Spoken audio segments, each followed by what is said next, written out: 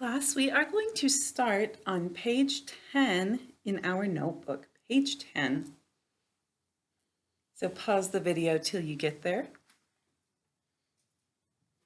All right, class, our word able today, it had a silent final E at the end of able. Which job did we have at the end? Which silent final E job did we have in able? All right, good. We had job 4. Now, I still have one space for a job forward. So if you have one space like me, go ahead and write and mark able right here. If yours are all filled up, go ahead and write it on your practice paper. So what's the first syllable? Good, A. And the second syllable? Good, bull. And hopefully if you just wrote the sounds you hear, you would look at it and say, oh, that's not right. Or you might even say, silly syllable, you need a vowel. Because this just, oh, it looks so wrong. We can't have an English syllable without a vowel.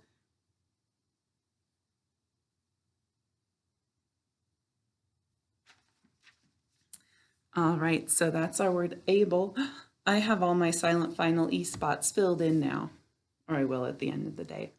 All right, let's flip our notebook. Actually, before we go to the next page, class, our vowels, let's see, what's one way they can say their names, that the vowels can say their names? And remember, the name is the same as the second sound. So what's one way that our vowels can say their names? All right, I bet I heard a couple different things. The most common way our vowels say their name is with a silent final E job 1. So that's one way. What's another way that our vowels can say their names? I bet I heard you say in an open syllable, right? That's the next most common. We see silent final E job 1 the most, then we see an open syllable. And there's one other way, class, and it's not for all the vowels. If you remember what it is, tell me.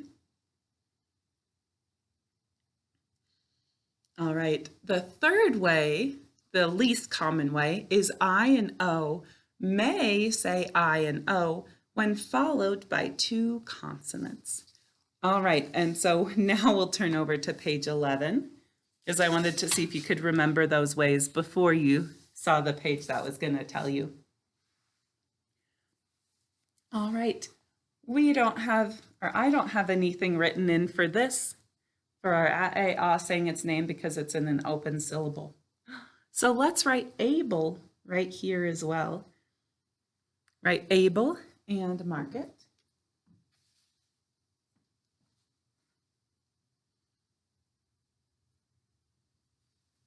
All right, and let's check it.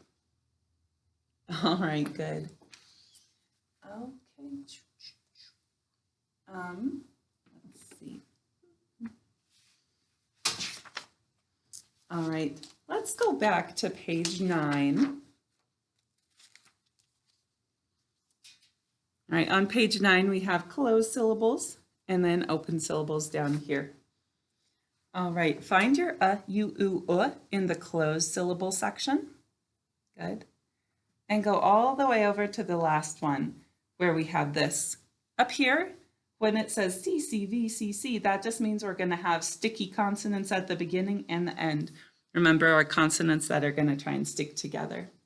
If you don't have anything written here, go ahead and write trust.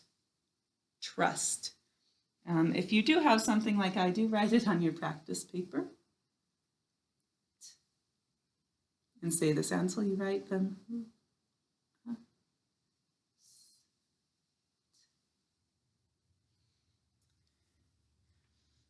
All right. Check your word. Since it's a closed syllable and there's no 2-letter phonograms, there's nothing for us to mark in that word. Okay. Now we had a word that had a, let's see, before we do that, before we go all the way to the back, can you tell me what's the fancy name in English for opposites? Words that mean the opposites, we call them All right, I hope that we said antonyms. We just had those yesterday, right? We had some antonyms. I think so. Hopefully we remembered. Let's go to our antonyms, page 13.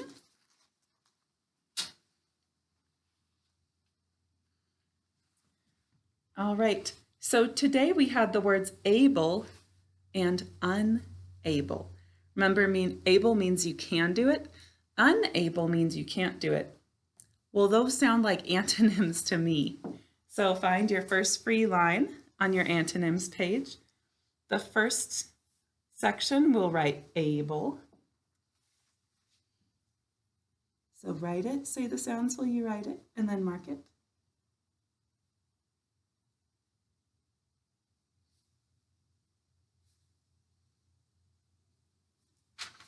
All right, so this is our able. For the antonym unable, we're just going to add a prefix. Remember, that means a prefix comes before our base word. So we're going to add a prefix un. So over here, go ahead and write unable. And un, since it has a vowel in it, it's going to get its own syllable.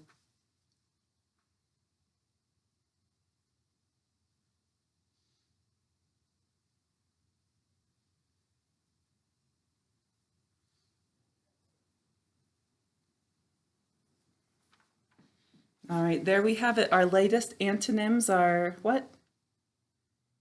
Good, able and unable. Very nice, class. All right, oh, we also have one of our HHH words. Or we learned a word that's an HHH word with a word we already learned. Right, and that word is road. Today, the one we learned is like what you drive on, or what your parents drive on when they're bringing you to school. The other one we learned is the past tense of ride. Remember, ride is an irregular verb, so we wouldn't use edit. Instead, we have a different word, which is rode. So those two words sound the same, but are spelled differently. Which of our HHH words, class, means words that sound the same but are spelled differently? Remember, sounding the same is going to help us remember. Remember phone? Oh, that's Greek for sound. So homophone means same sound. So I hope we said that road and road are homophones. All right, so go down to your next free line on your homophones page. First, let's write our new kind of road. In our new kind of road, which O do we use? Good, we use O, the O of boat. So go ahead and write road and mark it.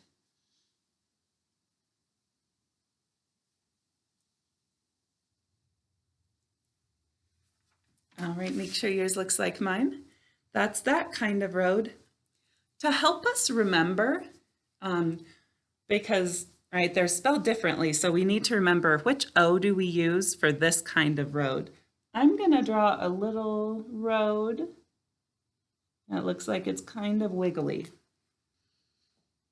And oh, you know what roads, it might look more like a road if I put that dashed line down the middle. All right, so that's that kind of road, the one you drive on. The other kind of road is the past tense of ride. And which O do we use in that road? You'll have to think back.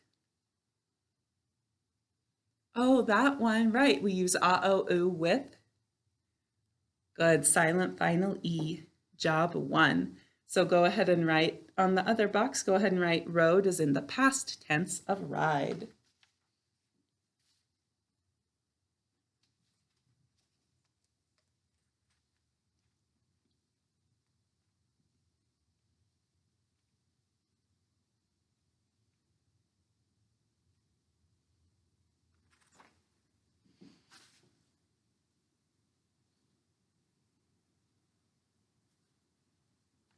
Oops.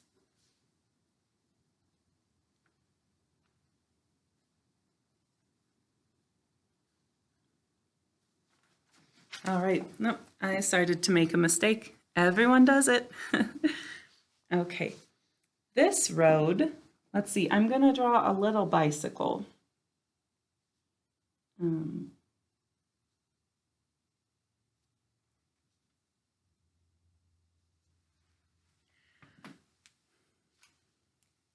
All right, so we have road and road are homophones, but remember this is the one that we learned today. This is the one we're gonna have on our quiz. All right, let's see the last, our last word that we'll put up in, oh no, we have one more. Okay, oh, there's never enough time. Okay, so to make able into unable, we added a prefix.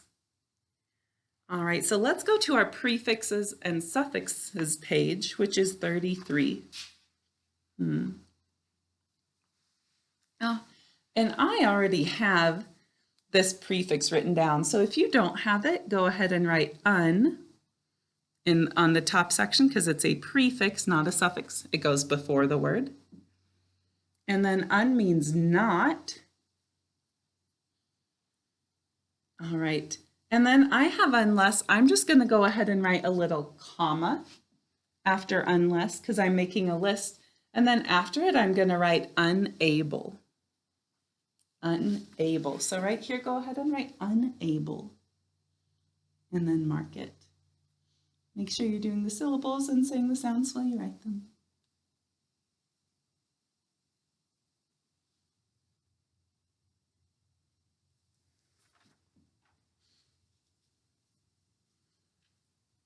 All right. We won't put it in the notebook right now, but warm. Wait, how do we say warm to spell it? Good, we say warm. Warm can be both a verb, right? It's something you can do. You could say, I will warm the leftovers in the microwave, or I will warm my hands by the fire. When we use warm that way, it's a verb. It's an action. It can also be an adjective. Say, I put on my warm coat today. And we could even, like we've been doing before with busy and busier, we could even add those prefixes. So we could add to make it comparative. You could say, my coat is warmer than yours. Or we could add est to make it superlative. She has the warmest scarf of all of us. All right, so warm can be a verb or an adjective, right? You can be describing a noun saying that it's warm. All right, class, I'll see you in our next video.